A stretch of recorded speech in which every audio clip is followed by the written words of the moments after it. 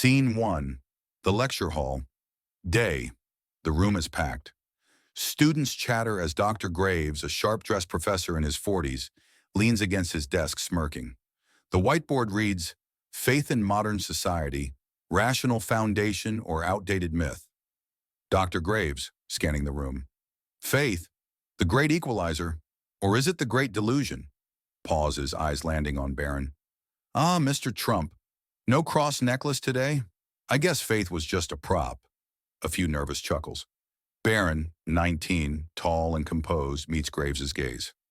Barron, calmly, "If my faith was just a prop, you wouldn't feel the need to comment on its absence." The room falls silent. Graves's smirk falters for a split second.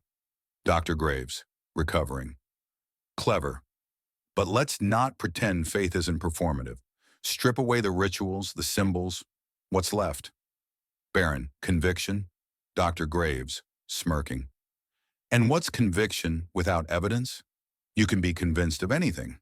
Flat earth, ghosts, fairies. Doesn't make it true." Barron, "What about love?" Dr. Graves, pausing. "Love." Barron, "You can't measure it. You can't put it in a test tube. But people live and die for it every day. Does that make love an illusion?" The class murmurs. Graves hesitates, thrown off. Dr. Graves, regaining composure.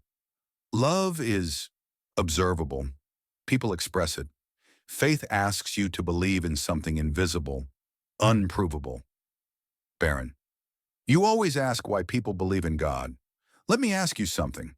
Why do you care so much? Why does someone else's faith bother you?" Graves' confidence wavers. He paces, avoiding Barron's gaze. "Dr. Graves, I don't care. I challenge belief because it needs to be challenged. People should think critically, not follow blindly." Barron, "And you assume faith is blind?" Dr. Graves, stopping. "Faith asks you to accept something without evidence. That's the definition of blind belief." Barron, "Faith is believing in something even when you don't have all the answers. There's a difference." The room is silent. Graves exhales, frustrated. Dr. Graves, "Fine. Let's say some things exist beyond what we can measure. That still doesn't prove God." Barron, "You always argue against faith as if the burden of proof is on believers. But what if faith is real? What if there's something greater than what we can comprehend? Have you ever considered that maybe, just maybe, you're wrong?" Graves stares at Barron, speechless.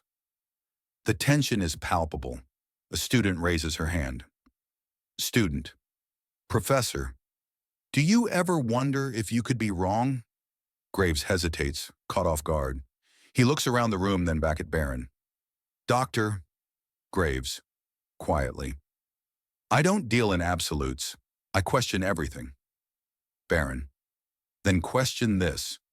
Why does faith bother you so much?" Graves looks down, his usual confidence gone. The room waits in silence.